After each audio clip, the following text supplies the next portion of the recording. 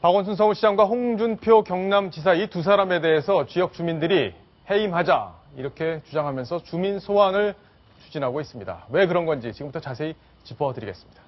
황스택 기자. 네. 자, 최근에 그렇게 잘못됐다고 이슈가 될 만한 것들이 없었거든요. 근데 이렇게 주민 소환이라는 게 결국에는 주민들이 스스로 우리 법에 보장된 제도 하에서 끌어내리겠다는 거잖아요. 네. 상당히 좀 이유가 뭔지 궁금합니다.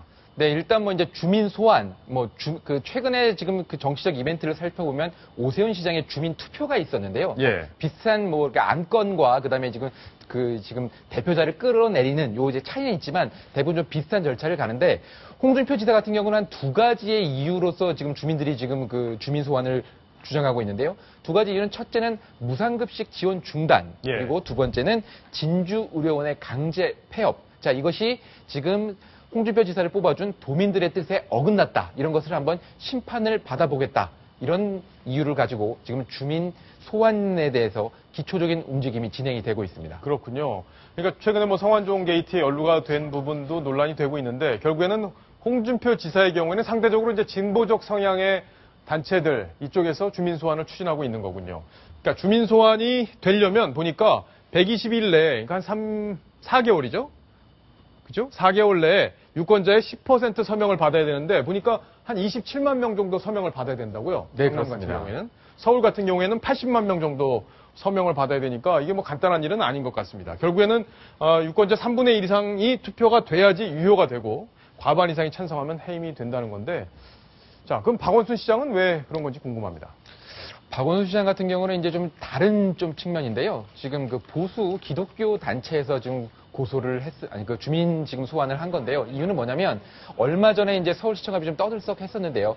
퀴어 문화제가 열렸습니다. 거기에 대해서 이 보수단체들은 박원순 시장이 사실상 동성애 단체들이 이런 집회나 행사라는 것을 여는 것을 방조했기 때문에 여기에 대해서 박원순 시장의 책임을 묻기 위해서 주민 소환을 시작한다. 이렇게 의의를 밝히고 있습니다. 그렇군요. 백성 변호사. 네. 통상 이 주민 소환제가 이제 견제할 수 있는 뽑아놓은 지자체장을 견제할 수 있는 우리 법적 제도긴 한데 다소간에는 이제 좀 정치적인 어떤 목적으로 변질돼서 쓰일 가능성도 있겠어요. 그렇죠. 그래서 그런 부분 때문에 남용을 막기 위해서 이제 120일 이내 유권자 10%의 서명을 받고 있는 거고요. 예. 그 서명을 받고 이제 그럼 주민투표가 시작이 되기 전에 그 사유를 적어서 이 소환의 상대방 있죠. 당사자. 예를 들어서 홍준표 지사라면 홍준표 지사에게 소명할 기회를 줍니다. 그리고 그 소명할 기회를 다 듣고 그 다음에 투표가 이루어지기 때문에 일단 저 사유 자체 그 유권자의 10% 서명 받는 게 그렇게 만만한 일이 아니거든요. 예. 그런 걸로 일단 그 남용을 좀 어느 정도는 막을 수 있는 그런 견제 장치를 두는 거죠. 그렇군요.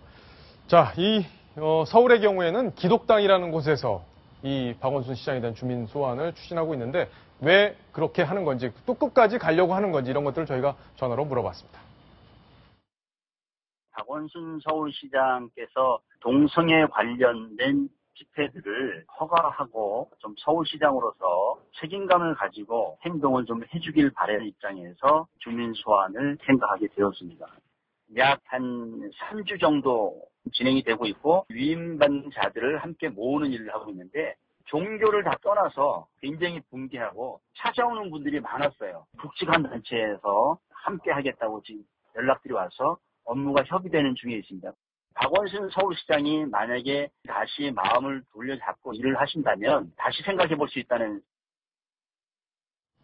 결국엔 이제 동성애 문제를 삼는 건데, 네. 황스택 기자. 근데 박원순 시장이 저걸 퀴어 문화 축제를 허가해 준 건 아닙니까? 아니잖아요. 예, 그렇습니다. 박원순 시장이 직접 이제 라디오에 출연해서 그런 입장을 밝혔는데요. 지금 그 박원순 시장의 해명은 이렇습니다. 이 지금 신고 자체가 이게 허가하는 것이 아니라 신고를 하면 어떤 단체든지 서울시청에 대해서 이용을 할 수 있기 때문에 어떤 그 행정 책임자의 선택과 그다음에 의사결정이 있던 부분이 아니었다. 이런 의견을 밝혔습니다. 예, 박성훈 논설위원. 네. 이 동성애라는 게 사실은 보는 관점에 따라서 어떤 분들은 지지를 하고 어떤 분들은 또 불편해하고 사실 그런 이슈인 것 같습니다. 이 소수자의 인권으로 볼 건지 우리 사회 질서를 깨는 일로 볼 건지 네. 박원순 시장의 입장은 어떤지 정리를 좀 해주시죠. 박원순 시장은 평소 지론이 그 동성혼과 성소수자 문제는 옳고 그름을 떠나 다름의 문제다. 예. 그러니까 다름을 어디까지 이해하고 수용할지는 우리 사회가 앞으로 논의해야 될 과제라고 본다. 이런 평소 생각을 갖고 있기 때문에